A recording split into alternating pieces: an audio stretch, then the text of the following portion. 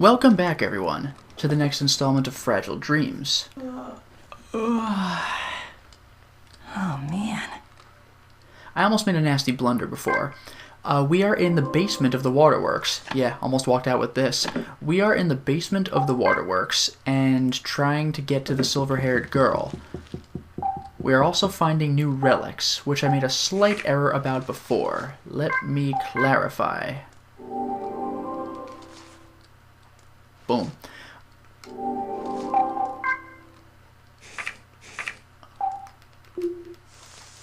I had said last time we had 5 of the bells. Not quite. See, we got the item that introduced us to the concept of the bells, but we actually have 4 of the bells themselves. But whatever, semantics, you know. Moving along. We have some exploring to do, so we better make this happen.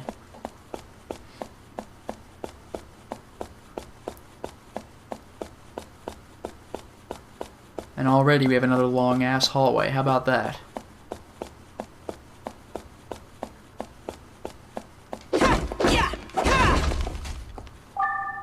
Oh, cool.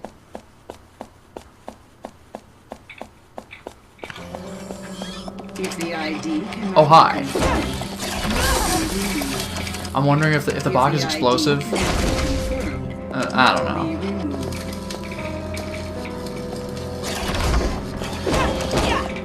If the ID cannot be confirmed, will be removed. Take that, son of a bitch. Well, I got a ration pack, but I need a new weapon quite badly. My apologies for the inconvenience. It looks like I'm going to equip myself with, I guess, maybe I should even do 2 melee weapons. Projectiles don't appear to be effective against these horrible robots, and melee weapons apparently break pretty quickly, so I better get on this. Again, my apologies for the inconvenience, but at least I didn't get far. Buddy. Hey, is this? Oh, just like that. Everyone in town called the old writer who lived in this house a weirdo. The house was old-fashioned, and the walls seemed weighted with history. So little care and upkeep had been done to the place, it wouldn't be a stretch to call it a dump. The front door was always open, and not because it wasn't locked, but because there was no lock at all. Some would think that an invitation to burglars, but the place was such a mess that you'd lose all interest in stealing the moment you stepped inside. The house reflected its owner, an oddball, aged and in disarray. And this day, that oddball writer was laying in the middle of his hallway. For a moment I thought he was dead, but every once in a while, his finger would twitch, betraying signs of life. The bones in the back of his hands stood out, gnarled under paper-thin skin, but his slicked back hair looked young. The black framed glasses he habitually wore had stayed on, even after his fall. He'd probably worn those glasses so long that they were a part of his very being. And there he lay, weaving my way through the filth and the clothes and the furniture. I entered the house, and he didn't even notice. Bisk. He called my name in a gravelly voice. With each call, my body would shiver with surprise, and the bell would ring. It was a refreshing sound. The old man must have heard it too. He immediately leapt off the floor and turned his back to me. Not another step. The man almost spat out. I don't want you coming near me. And with that, he went back to the mountain of papers that buried what might have once been a desk. His hand never stopped moving as he scratched at his head. Believe it or not, he'd call out, drop to the floor, and do it all again. I was thoroughly baffled. And so I sat in the corner of the writer's room until night fell. The bell at my neck continued to tinkle lightly, as I tilted my head. Can this man truly be Bisk's family? I came to check up on him every few days, but each time he'd act just as wild and nonsensical. When he wasn't throwing himself on the floor, he was completely immersed in his writing. Disturbed by his unnatural behavior, I tried my best not to allow my bell to ring, and so I stayed nestled in the corner until I finally heard the sound of a pen sliding across the desk. Phew. A loud sigh was immediately followed by a loud thud. He'd fallen backwards off his chair. Finally, finished. The way he breathed those words sounded so unlike his usual crazed tone. I lifted my head, and the bell chimed to him gently. With his back still on the floor, he let out a low moan. Oh, Bisk. Bisk, my dear. I was sure he'd yell at me to stay away again today, but instead he just lifted his thin, ghost-like arm and gestured to me. Just as I neared him, with my careful, steady steps, he suddenly grabbed me by the scruff of my neck and dragged me down with him. At first I went stiff with fear, but then I heard the beating of his heart. He gently closed his eyes and petted me. Ah, Bisk, is that you? You've gotten so much thinner since I last saw you. His bony hands were rough, but he petted me softly. As I sat there, unable to answer, the beating of his heart became softer and softer. He continued to coo at me gently. Finally, I'm able to sleep. His last words sounded more like he was speaking them from a dream. As the hand on me never wavered, I finally realized. My doubts were cleared. I understood now that this was the orange-belled Bisk's family. And as I gently closed my eyes, I could feel the sound of my own heartbeat, slowly melting free of its ice. I am Bisk. Bisk with her orange bell. The foster child who brings peaceful slumber to the master writer, whom everyone called crazy. It looks like we might be getting some development from this person after all. Also, the one time I really could have used a merchant, huh?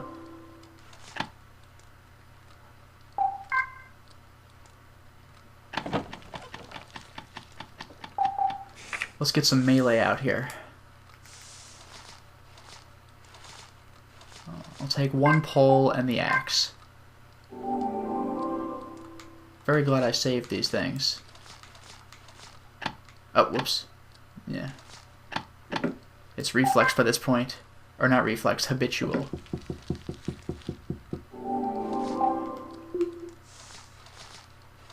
The hammer's better, so I'll use the axe first. Otherwise, it'll just be things to sell. Alright. I think I'm loaded for bear. Normally I don't do 2 melee weapons, but melee is the only thing that works on these robots, so... Alright. Now let's try that run again. Now that I've hit up the bonfire, the robot will be active. I'm curious as to what a charged attack does to this thing. This ought to be interesting. I haven't used a long weapon in quite some time. Also, did that box regenerate? Really? I guess they do. Well, I'll just pass this one by. And this box was explosive, so whatever. If the ID cannot be activated, you will be removed. If the ID cannot be confirmed, you will be removed. How about a thrust?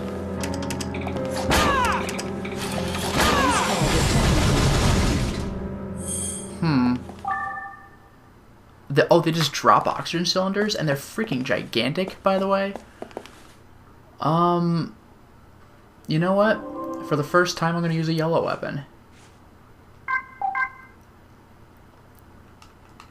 Wow, oxygen cylinders are gigantic.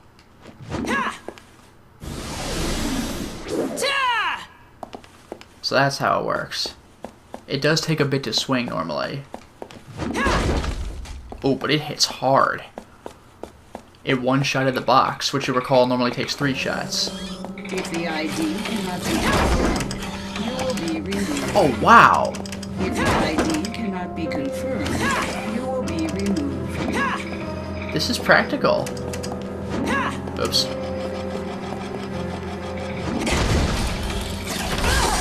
You know, I wonder.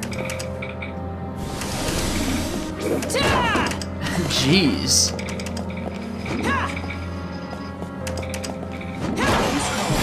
Very easy to dodge a strike from this thing, but it hits like a truck.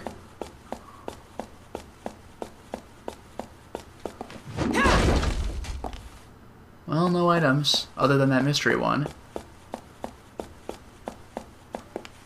Moving on.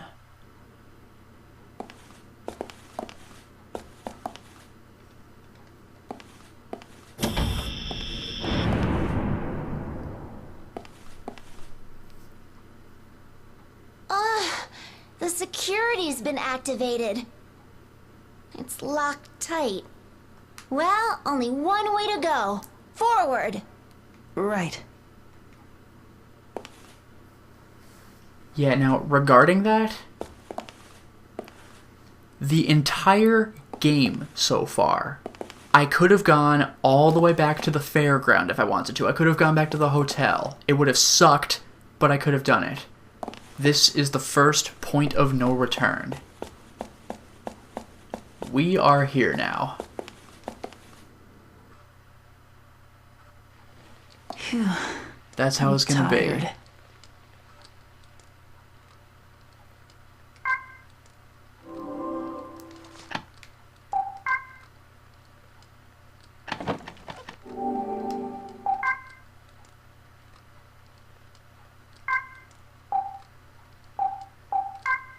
We are in it to win it now. No going back. Everything we've done in the game so far is no longer accessible.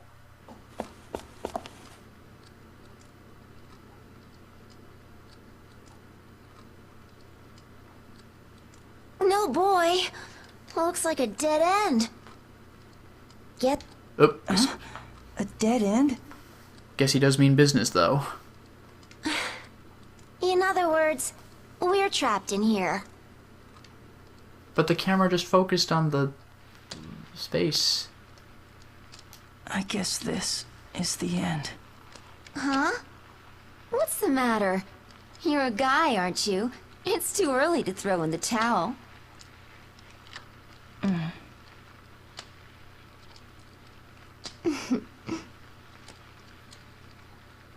Oh, I know. What is it? Would you... Well, would you like to hear my story? Sure. A long time ago. Long ago, there was a brilliant scientist who discovered, well, the secret of interaction. That is, how humans connect emotionally. The hidden ability to communicate without words. Way in the past, people could have connected with each other using that power. So a bunch of really smart scientists got together to study the idea. They thought if they could reawaken this power in everybody, we wouldn't have to use words to understand one another. They concluded that it'd make the world a better place. There were wars at that time. People argued and fought over little things and big things alike. Everything was a point of contention, and people grew tired of it. The whole world was unanimous in supporting the project. Using a machine they called Glass Cage, humans sent a signal around the world to try and trigger the latent empathy faculty in people's heads. This would enable everyone to naturally harmonize with one another. after that, what happened? Well, everybody was excited. Now that they could convey exactly what was in their hearts, all sorts of misunderstandings and ill will would vanish overnight. That's what they thought. The entire world was bubbling with hope. Everyone believed it was the dawn of a new era. They believed and smiled themselves to sleep. But then, the next morning, no one woke up. They slept and stayed like that forever. That's how they all died.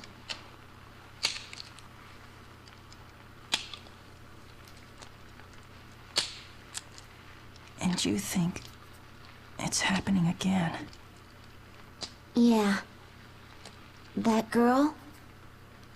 She's gonna be the catalyst for it. Catalyst? Her heart will make the connection. And connect with everybody else on Earth. If it succeeds. What if it doesn't work? I told you. It'll be worse this time. Not a single soul will escape.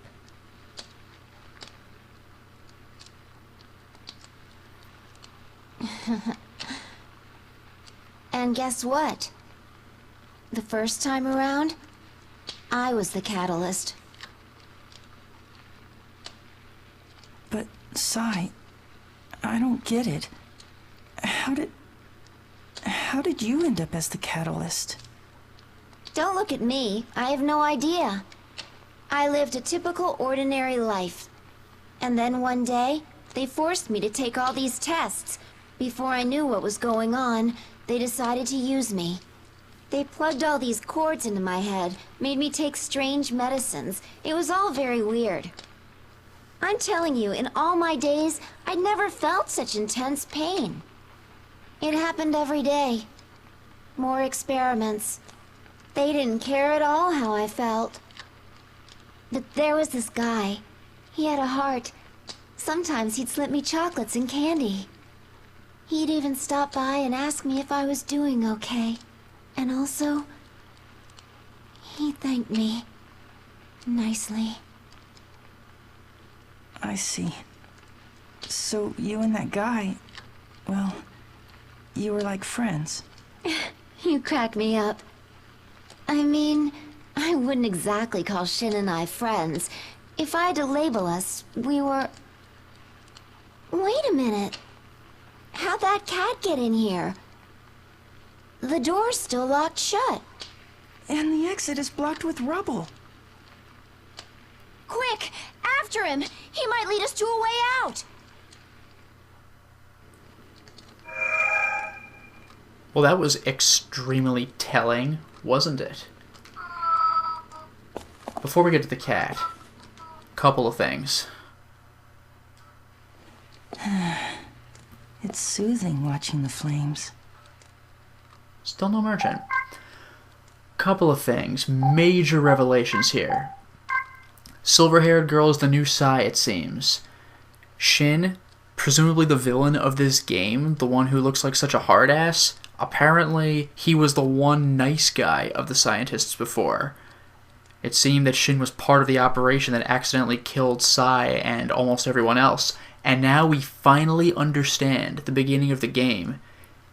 It's because I looked into the bookshelf and saw the Operation Glass Cage book there. Didn't have to see that, but it certainly answers the question as to why our our foster father left us that note saying that we were the one shining part of his worthless, pathetic life and how he was such a terrible person. It's just like, wow, dude, what a downer. Well, he was part of the operation that killed the world. So I guess he got a little bit of redemption in the form of raising us. He may be dead, but Shin's still around. There it is. I found it! The cat's meowing on the other side. If you crouch down, you should be able to fit. Here goes nothing. Also, despite Shin and Sai being lovers, which must be what they were, it seems that he ended up killing her too, so no wonder he's so freaking bitter now. Who wouldn't be? Oh, thanks. Guess I'll save here. Honestly, I'm just trying out for merchant opportunities. Oh, man. This guy, he seriously can read my mind. He shows up when he's not particularly cared for and will avoid me like the plague when he knows he's not wanted. Unbelievable, this guy. You ever seen such inconsiderate behavior in your life? Anyway. Where's that? Here we go. Okay.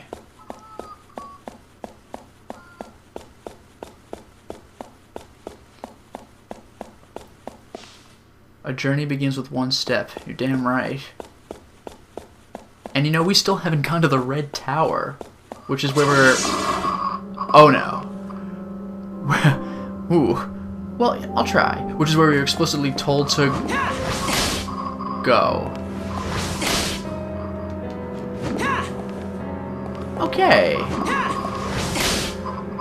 This is why I use... Yeah.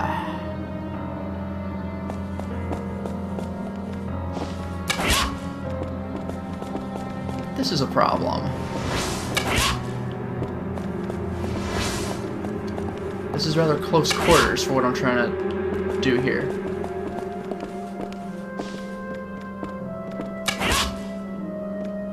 Get up. Come on.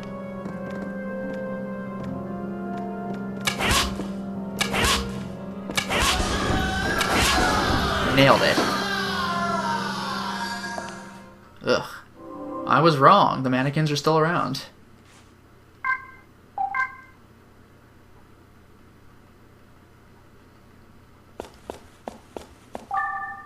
Mr. Adam. Don't know if I can go in there. I doubt it. Well, it looks like I could still get the ultimate cash prize after all. I just happened not to this time.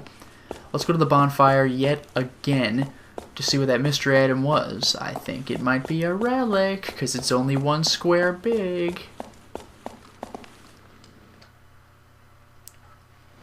Achoo! I hope I'm not getting sick. Wow, very cool.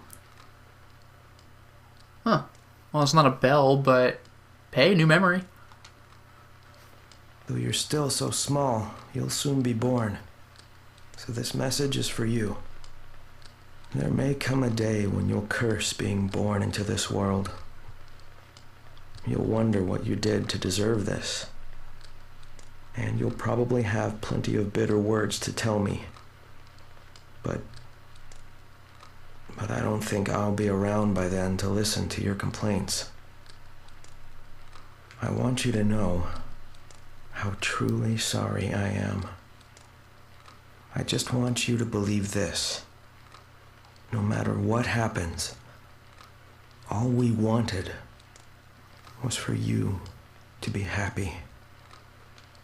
Ugh. Alright. Hey, my man! Well then, where should we start?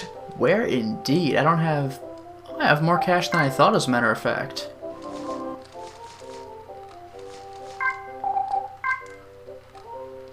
I could sell that gigantic oxygen tank I got, as well as the one I bought from you last time.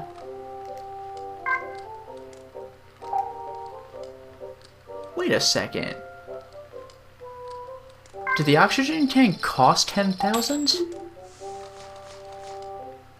Can I basically, like, bank my cash with the oxygen tank? Wow, for once, something that buys and sells the same. Spear and golf club. Hey, he sells the crossbow now. And... is this a joke? Yeah, I'll buy the stick. What the hell? Anyway.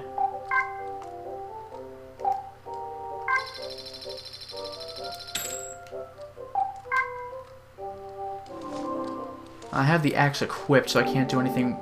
Actually, wait. Haha. Nice. I'll still hold on to the hammer, though. This is good. I shall see you again. Alright, this is going well. That's weird, man. That oxygen just retains its value. How about that?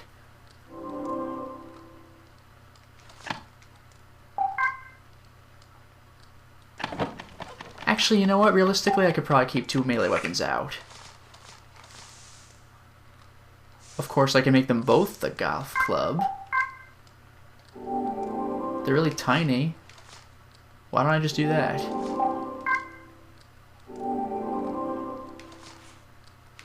There we go. Not bad, not bad.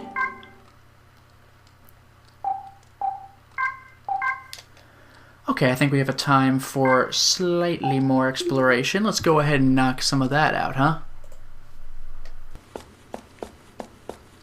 It's around a weird angle, that corridor we have to go to. So follow that darn cat.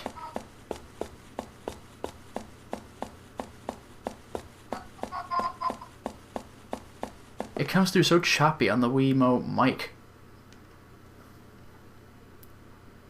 It's the same cat from before. Did you expect a different cat from before?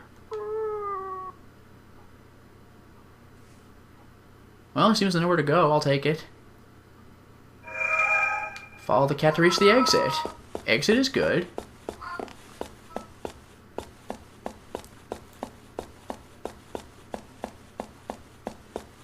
First, I will hit up the obvious dead end. Oh, jeez. Okay. I am never ready for them just bursting up like that.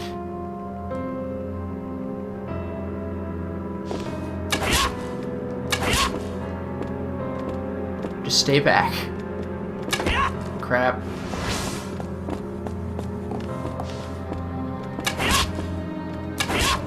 Stay back.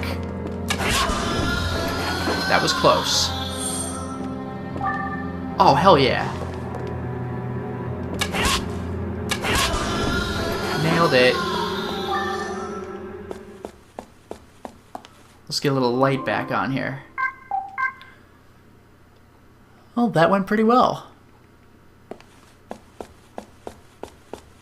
And just because I am sorry to do this, but just because I don't know where the next bonfire is going to be, I'm going to head back one more time, and that'll actually wrap the installment up nicely anyway. We'll take out our money and the memory, which this must surely be. Again, with mystery items, maybe they could be something other than memories if they're 1 square earlier in the game, but now everything you pick up is 2 squares or more, even healing items, so that's a pretty good tip-off. It was usually a good tip-off even back then. Phew, I'm tired. I see. Yes. Silver Bell, the 6th bell. The silver bell wasn't a particularly outstanding decoration, but it did ring the most beautifully. I'd always wondered what kind of home such a lovely bell had come from. It belonged to an old woman who lived alone without relatives, in a large mansion I'd never seen before. Madam, it's time for supper. Thank you, dear. Madam, the lilies in the garden have bloomed. I've put them in this vase. What a lovely scent. Madam, it started raining. Allow me to close the windows. Yes. And draw the curtains, too. The old woman was waited on hand and foot by her servants. She'd rely on their help as she sat idly in her chair, listening to her favorite music. She'd even ask them to change out the records. But most of the servants seemed to genuinely adore their employer. But there was one thing the old woman would ask several times a day. Excuse me, but could you call Chris here for me? Later that same day, Oh, where is Chris? and again even later. Please find Chris for me. Though normally obedient, This one request was always met with hesitation. Madam, Chris is already...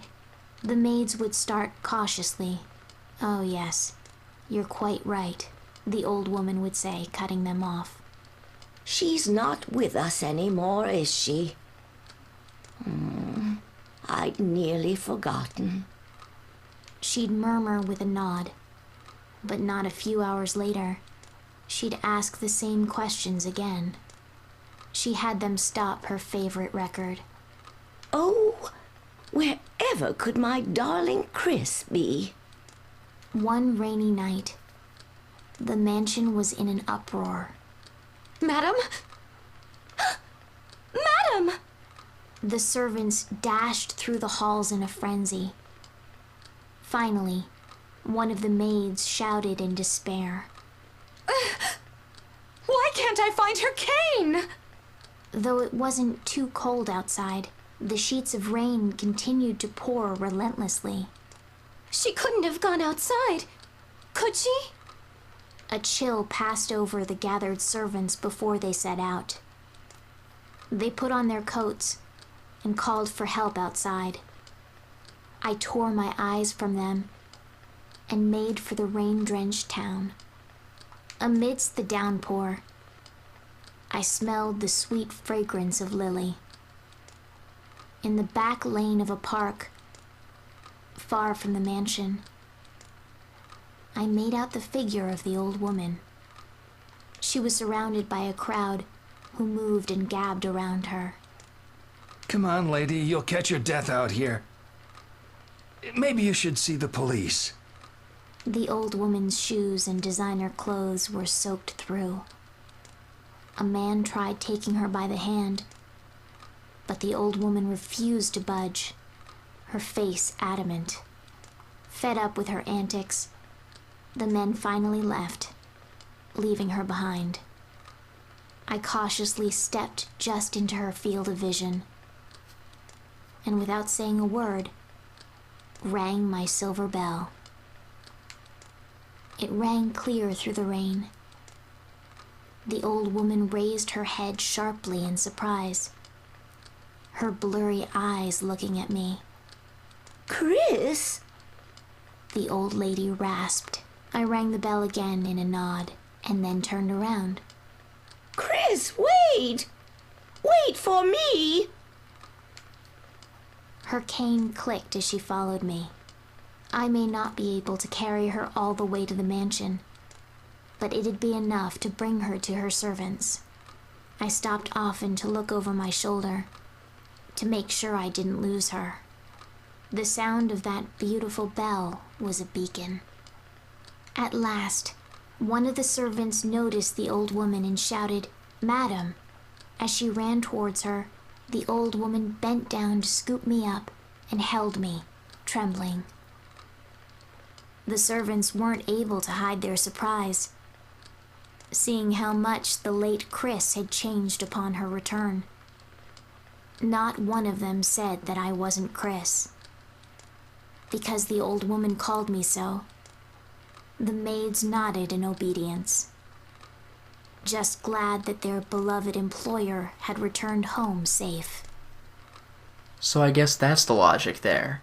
It seems that she's not truly fooling everyone.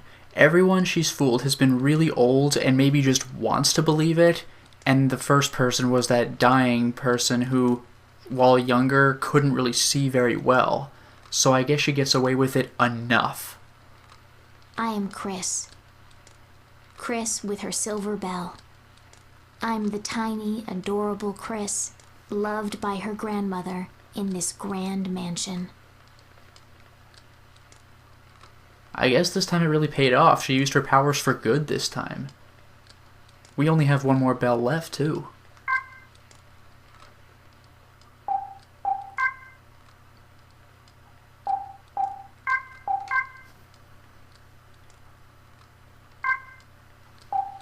Well, now that we've resolved that little bit, it's time to stop the installment. Well, we certainly made a lot of progress today, didn't we? We didn't advance too terribly far in terms of actual footsteps, but we passed a point of no return. We are now trapped in the endgame area.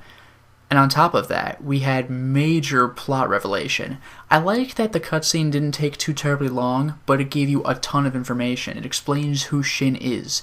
It explains who Sai truly is. We knew that she knew Shin, but we didn't know in what capacity. She was the previous catalyst for the operation that destroyed the world, at least as far as human life was concerned. And now we truly understand the deal with our foster father's misery and backstory, and the deal with his crazy science textbooks in his library. A lot of questions were answered this time. Unfortunately, those answers are indicating that the stakes are really, really high this time. We knew that we wanted to save the silver-haired girl before, but this could literally kill every last human on Earth. It's amazing that it didn't last time, but this time, according to Sai, it'll be even worse. Lover or not, we really, really have to stop Shin. It is of utmost importance. We've got to hurry. Until next time, everyone.